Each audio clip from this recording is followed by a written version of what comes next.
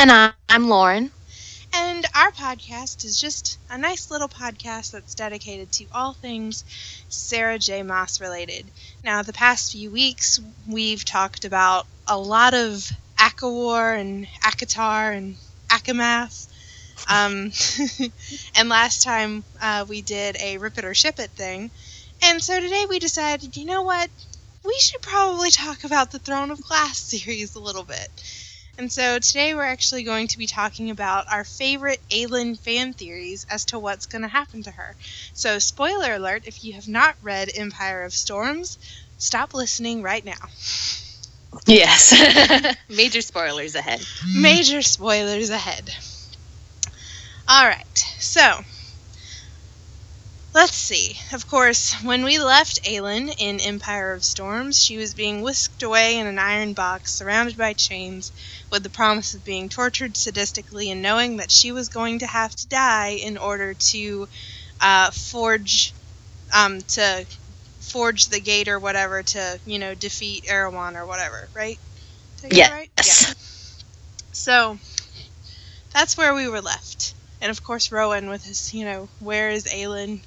Where's Aelin? Where's my wife? Where's my wife? And then everybody's like, what? Your wife? Oh, fuck. But of course, joke's on Maeve because she doesn't have shit and she thinks she does. Well, she does have baby Aelin. That's it. She's got Aelin. That's it. Alright. Now, so we asked around, and we looked on Tumblr as to what the most prevalent fan theories were as to what is going to happen to Aelin. And we're going to get I think it's probably the least likely one off our chest, and that is that Aelin is somehow pregnant. Yeah, they clearly had a thing where, what's his face? Rowan thought that she was pregnant, and she was clearly like, no, that's not a thing. So I feel like Sarah J. Maas clearly said that that's not going to be a thing. Yeah. So I don't think they would have expressly said it. Yeah, and he said her scent isn't different. Like, I would smell the difference if she was pregnant. So I don't think it's that. I also think that having someone get pregnant while in the middle of a big, huge war is very much an inconvenience. Yeah, I feel like that would be, like, once the war is over, and then, they take a few thousand years to enjoy themselves, and then they can have some kids. Right? They're fae people. They don't... It's not like they only have 50 years, Like, she's gonna be around for thousands of years, maybe. Of course, Rowan was not happy with Aelin's big, huge plan. No. When Lysandra, of course, is pretending to be Aelin. He's like, this is some fucking shit. Like, I'm not... Yeah. Like, you've got to be kidding me. No. Like, that is Aelin, I think. I think that's Aelin's fatal flaw, is that she doesn't tell anybody shit. No, she'll have these grandiose plans that would have taken, weeks and months to plan out, and then she doesn't think, oh, I should probably tell the people they're going to directly affect. No. Why would she do that? That spoils the fun. And of course, I know Rowan, once she's saved from Maeve's clutches somehow, even if she saves herself, of course she does have Fenris on her side. Mm-hmm. So, we have Fenris, which is a good thing. That's another fan theory we could actually get into at another date, about how Fenris may be Feyre and Rhys's child. Which I don't think is true, but I would love for something like that to happen. I love the intricacies of it. So, we might do that fan theory later? Not today. Yeah, and how the worlds are connected. Yeah, not today, though. Another theory is that somehow word marks will be able to prevent her death. So. Yeah, because they can work against iron, and they don't technically count as, regular magic. They're, a separate thing, because they were still able to exist and stuff in the first book, Throne of Glass, when, the magic was basically gone from the world. So I could see that happening. But I also wonder if, Aelin will, continue to suffer to try to buy her friend some time in the war, if she won't, immediately do it. So I don't know how that's going to go. Yeah. It's going to be interesting. I don't necessarily believe that one, but at the same time, because word marks are so powerful and so different, who knows? I want to be optimistic here because, Yeah. I mean, worst case scenario, Aelin actually dies. Like, I know. I don't want Sarah J. Maas to pull a Veronica Roth. I really don't. No. Like, Because we haven't seen. Oh, sorry. We haven't seen like how she finishes series, so she could end up being like, say, Rochelle Mead, and have be like, okay, everyone's gonna have a happy ending, but they're gonna have to suffer the F for it. So I don't know. I'm hoping. Let's hope for that one because they're Yeah. suffering plenty already, right? I mean, Yeah. like if you look at the amount of suffering, I mean, Aelin is like what, 19? Mm-hmm. And she's lost her parents, she's lost her kingdom, she's lost, you know, a guy that she fell in love with, she's lost her best friend, she's, you know, she's lost a lot of people she loved, she's been enslaved, like, she has had a miserable existence. It's crazy, and I don't want her little 19 years on Earth to be it. I know. She has to be my fire-breathing bitch queen. Exactly. She's got to live. So, even though the book is probably already written, if Sarah J. Maas, if you're listening, please don't kill her. I'll give you my firstborn child. Rumpelstiltskin it. Yeah, we'll totally do that. I don't mind. You can have our pick. We can just give you like a whole bunch of firstborn babies, and you can just be like, I'll take this one, I'll take this one. Yeah, then you don't have to go through the pregnancy yourself. It's great. Now, another theory is that either Holland or Dorian dies because they're also related to Brannon. Yeah, that's interesting. I really wanted to be Holland that dies because I hate him. We don't even know Holland. We just know he's a little shit. Yeah, you don't see him like at all ever, but he's apparently supposed to be horrible. So like I feel like that could be his one redeeming thing if he would do that. Yeah, and like I see how Dorian could possibly fit into it, but at the same time he suffered too, damn it. I don't want him to die either. I don't want any of them to die. But somebody's going down. We have discussed that if anybody is going to die, Aiden is probably the likely candidate. Aww. Because I mean, all of them have suffered, so maybe they all get a happy ending and no one dies. Which I don't believe at all. Yeah, maybe it'll just be Maeve and Erewhon die, and somebody can be like near fatally wounded. Oh, but then we saved him! Yay! Yeah, I like that. Or like, it'll be okay if they pull like a Tonks and Lupin kind of thing, you know, and you know they like they die together, so they're separated. I think I could handle that a lot better than one person dying in a relationship and the other one having to live forever without them. That might be. I ship too many people in this book. Like, I don't want Lorcan to die because he's on the path to redemption. I know, like him and Elide. I don't want Elide to die because she's a boss. Mm-hmm. And I don't. She's got like everyone under her thumb. Yeah, she's great. Oh man, I love Elide. She grew on me so quickly. And it's because like everybody just, you know, doesn't pay her that much attention. And she's like really smart and manipulative when she wants to be. Yeah, like how she was like, oh, I'm going to use my breast to my advantage to try to get in with the traveling circus arts, the gypsy people. And she keeps Lorcan on his toes. The man needs it. Yeah, I love her. She's like, I will cry if something happens to her. Like, I have not cried with these books. I came really close a couple of times, but I have not cried. I will cry if Elide dies. Or Lysandra. I have yelled at the books before. I've been like, I have done what? that. What? I have screamed at them. And they're like, what the fuck? And usually it's, what the fuck, Aelin? Yeah. 9 times out of 10. But yeah, out of Holland or Dorian, let's hope it's Holland if that's the way it's gonna go. Which again, I don't really think is gonna happen. Now, there is one theory that I think makes the most sense. And that is the one where it talks about how, like, because she has to give up her life. Okay?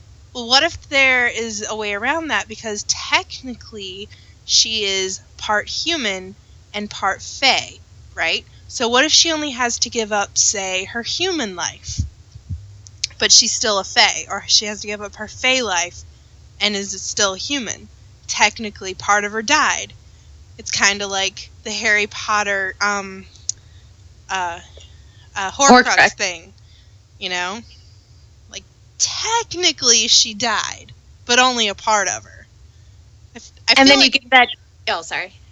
I feel like that one holds the most weight for me. Yeah, and then you get that moment of, oh my gosh, she actually killed Aelin, but then it's like, oh no, I found a way around it that makes sense. So that way you get the, but then, okay, I can breathe again. Yeah, and honestly, if she does do that, then I will so look forward to her having, like, that kind of experience where she's in the afterlife and she gets to see everybody. Like, she'll get to see her parents and Sam, and, you know, like, that's my whole big idea. I hope it's like the moment in Harry Potter where they're all surrounding her saying, "We'll be with you in spirit," you know, that kind of thing. I'm a big, huge Harry Potter nerd, in case you can't tell. Also, Ravenclaw. What? Yes, Totally, Ravenclaw. we should totally do an episode where we sort them into Hogwarts houses. Yes, All that's the like characters. Hogwarts and Ilvermorny, and we can decide their Patronuses. Dude, I love that. Mark it down. You guys listening, take note. That will be happening relatively soon. If it happens next week, you know why. Or next 2 weeks. So yeah, I think that one is definitely the one that holds the most weight, because then she's alive, but she also had to give up part of herself. And then you mentioned to me earlier about she loses part of her magic, but keeps part of it. Yeah, since she has like that drop of the water magic, there's this theory that what will happen is she'll have to give up her fire magic. So like most of her power will be gone. She'll still have like a little bit left. So she'll still be like immortal and fae and all that, but she just won't be as powerful. That is interesting. Yeah. I mean, there were a lot more other fan theories. We just didn't write them down. I mean, we could do a whole episode on just Aelin fan theories in general. Like, you should have heard me when I was, like, trying to pick through what she actually was. And I totally got that she was the Lost Princess the first time they mentioned it. You know? Mm-hmm. I think it's because I had read Assassin's Blade first. You guys would not believe it, but I didn't read these books until December. And then I read every single one of them in 2 weeks. And now they kind of just blend together. And I have that same thing, but that's because I've had it like years apart. So I'm like, okay, wait, which one does Nehemia die? Which one does she go to train with Rowan? I'm like, ugh. Yeah. I need to like reread them all over again. But like, okay, the only reason I ever picked up Throne of Glass was because I was in Walmart and I saw the coloring book. And I flipped through it. This is totally true. I flipped through it and I was like, this looks like medieval fantasy. This looks like something right up my alley. I bought the coloring book, and then I went online and I bought the first 2 books as a trial. Okay? The books came, I finished them in 2 days. And then I was losing my mind until my friend that worked at the library told me, "Oh, hey, you know that the library is open on Sunday, right?" And I was like, "It is? What time does it close?" At that point, it was like 3:30, and she's like, "It closes at 5." I said, "Shit, I'm going to the library right now." And I got every single one that they had. The only one they didn't have was Empire of Storms.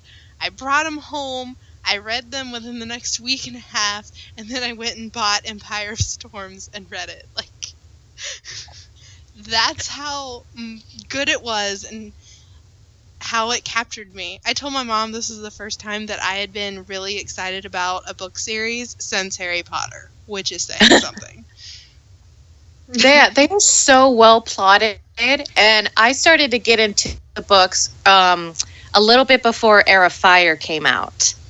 And I was like, and a friend had told me that it was going to be a trilogy, and that's all it was. So then I read the first 3 books, and I'm like, this is not a trilogy. What the fuck did you say to me that for? And then she was like, oh, I guess there are going to be 6 books. And I was like, and what? now there's going to be 7. Yeah. Because technically Kale's novel counts as Throne of Glass 6. You know, or like 5.5. Yeah, and then there's Assassin's Blade, which is another book. So it's just going to keep growing. Oh yeah, she's totally created an awesome world. I especially like the fan fiction, and I'm glad that she endorses fan fiction, because a lot of authors get really pissy about it if you like do your own stories, you know, which is why I like that she and J.K. Rowling kind of love that their fans take their characters and, you know, do their own little mini adventures. Yeah, like J.K. Rowling really embraces, especially like when people fan cast different like races as some of the people that were basically like not necessarily written as white, but most people just assumed that. She's like, yeah, there's no reason why Neville couldn't be Indian or Hermione couldn't be black or whatever. Yeah. It's like, yes, you go, girl. Yeah, I mean, and it's just, I just like reading fan fiction anyway, because I feel like it just kind of helps me get through the waiting period before the next book. You know? Oh, we should totally do an episode about book hangover stuff after ACOWAR, and we can read fan fiction. Oh, yeah.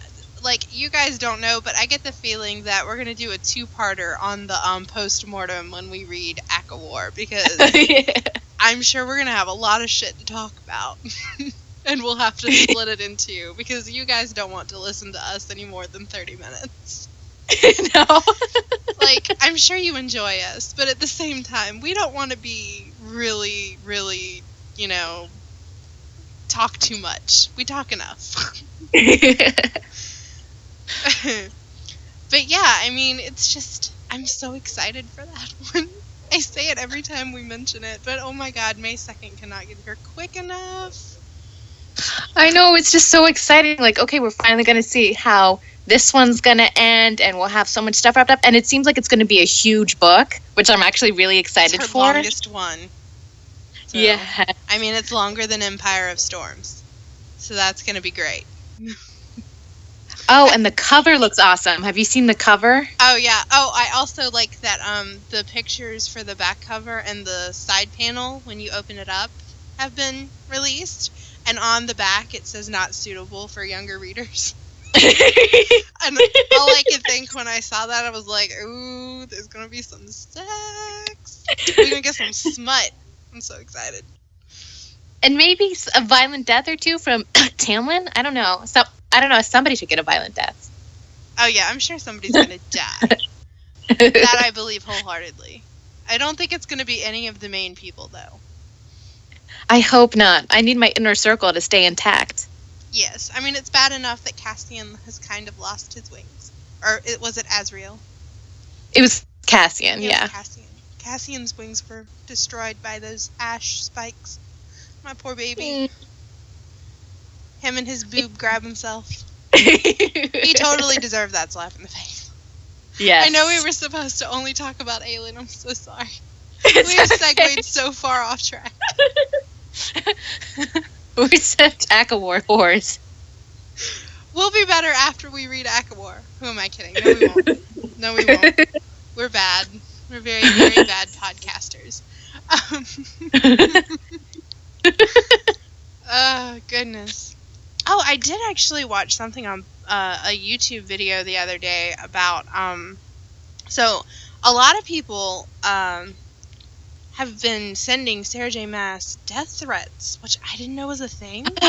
Oh my gosh. Yeah, like, and it was because they were saying, you know, that she needed to include more diversity in her books, and I was so surprised about that. Like, I had seen the criticism, you know, and which is fine. I think any book is open to criticism, even if I don't personally agree with it, you know. Exactly. And but people were screaming on her at Twitter and stuff, saying that she needed to die because she didn't have enough LGBT people or enough people of color, and I was just like, oh my god, no, don't become one of those fandoms. Please don't. Oh, I mean, the that is Outlander never the answer. yeah, the Outlander fandom is the worst for that. Oh my god, okay. I am an Outlander fan. I actually used to run an Outlander fan podcast with my best friend. And, like, Sam Heughan plays the main guy, Jamie. And we have segued so far off topic, but I feel like this is worth mentioning. But he plays the main character of Jamie Fraser in the TV show. And recently he started dating Mackenzie Mozzie, who played Rapunzel in Into the Woods, the movie from Disney, based on the musical. Yes. Yeah, she played Rapunzel, and like she gets death threats and shit from these women that think that Sam Heughan is their future husband or some shit. It is bad. It is beyond bad. It scares me. Like, I can't imagine being one of those people that are celebrities and getting death threats just because they do something, you know, that their fans don't like. Yeah, so that's just agree as a fandom to not do that whenever Hulu starts casting and Queen of Shadows becomes a thing. Let's just keep it very civil. You know, these people are people. That's not become a total crazy bitch fest. Please don't. Like, for the love of all that's holy, I don't want to see this happen as it has happened in so many other fandoms. It's scary. And, now, if we're going to talk about Aelin some more before we go, what would your fan cast be for her if you had the chance to, you know, choose an actress? I know Cara Delevingne is a really popular choice, but I don't really see it. I don't know, maybe because I haven't seen her act. So, you need somebody who's an incredible actress for this, and it would probably help to have somebody who isn't well known, so that way people don't see them as something else. She's been the hardest one for me to cast. Part of me, there's this Danielle Cochran, I don't know how to pronounce her name, but if you ever saw before the Hunger Games came out, she was in this little fan film as Katniss, and she's been in some like really horrible movies since then. But I think she'd be interesting. She kind of has that look, and she's been in action films, so. But I don't know. I don't have anybody who I'm like, yes, that's my Aelin. Yeah, I don't really either. I hope it's someone that's, you know, not well known, because I feel like they do better that way, because then you don't associate them with other things. You know, it's just like Outlander and Game of Thrones really chose a lot of people that you don't really know unless you're from a certain part of the world. Like, there are a lot of good British actors in Game of Thrones that are more well known in the UK than they are here. But like, I mean, the guy that played Walder Frey, I knew as Filch from Harry Potter. Like, and it was so hard for me to disassociate the fact that he was playing a different character, because he was still a crotchety old geezer. Well, yeah. In the end. And then someone said that he was on that TV show Medici for Netflix, but I don't think that was him. Like, I know the guy that plays Robb Stark is in it, and holla. Woo. I feel like I have to start watching that because Robb Stark's in it. Yeah. It was really good. I watched the entire thing in like 3 days. And it's only like 8 episodes, so I'm a really bad binger. Because that's really weak. It took me 3 days to watch 8 hours worth of television. Ooh. Oh my god, other things to do. I know. It's just like, I've been reading this new book series called, well, it's not new, it's new to me, and it's the Maid of Honor series by Jennifer McGovern, and it's about Elizabeth I having, like, these maids of honor that are all spies, and, like, they make Elizabeth I, like, such a bitch. And I'm so glad, because she really was. Like, she gets painted with a really nice, you know, she wasn't that bad, she wasn't really ruthless kind of brush in movies, but she was ruthless. Well, you kind of had to be at that time, but she was also like racist, and even though she was a woman, she didn't really do much to like elevate her gender at all, and she Nope. was really paranoid. Yeah. And the books do that perfectly. Like, oh my god, and she's so petty and mean, and like realistically she was, and so the author like does not shy away from that. Like, this poor girl, like, she hates this girl that she has working for her for some reason, and like, I mean, the poor girl, like, her father's estate is all falling apart and shit, and she ends up like getting engaged to this really rich dude, and then on her wedding day, Queen Elizabeth says, "Oh, you're not getting married today. It's taking away from my birthday festivities." Oh. Yeah, I know. That's gonna be my recommendation this week. If you want something to read Maid of Secrets, and then Maid of Deception, and then Maid of Wonder. I'm on Maid of Deception. I start Maid of Wonder probably tomorrow. So, and they're all by Jennifer McGovern. If you can take anything away from all of these segues. Yeah. Okay, so my recommendation then, I guess, would be Carry On by Rainbow Rowell. I just read that, and it's really odd because she wrote Fangirl, which was about this person making fan fiction off of this fictional world. And then this is like not really the fan fiction, but it's what the books would kind of be like if Rainbow Rowell wrote them. It's really weird, but it's essentially, think if Harry Potter and Draco Malfoy had to help each other to save the world, and then they started making out. Which will definitely, be a benefit to all the Drarry shippers. Yeah. It's not a great book, but it's really, really fun, and I would recommend reading it if you're, like, reading something else that's really somber or serious, just to, like, get out of that headspace for a bit, because I was reading Winter Song by S.J. Jones, and that is just, it's heart-wrenching, and it's really soulful, but at certain times, I'm like, I had to get out of that, so I ended up, like, reading them both at the same time. Yeah. I mean, if anything, we'll try and get you out of a book hangover. Because we all know what that was like. This is the first book series since I finished a Court of Thorns and Roses series where I was actually like, oh, okay, this is cool. I'll totally read this, So, that's where we're at. But I do think that we're going to end it here before we start talking about other shit that you guys don't want to listen to. This is a really bad episode, so I'm going to apologize right now. It's a fun episode. Yeah. But I do think next episode we'll definitely do the sorting into Hogwarts houses. I feel like that would be a lot of fun. Yes. And you, of course, can leave your recommendations in the comments. We have a YouTube video of this, and we also have the Podomatic version. So if you want to follow us on YouTube, it's Fireheart Darlings. Podomatic is sarahjmassfans.podomatic.com, and you can download the Podomatic app and look up Fireheart Darlings. I'm still working on getting us on iTunes. As of right now, we are not. iTunes is just not working with me this month. And of course, you can follow us on Facebook, facebook.com/SarahJMassFans, and email us at sarahjmassfans@gmail.com.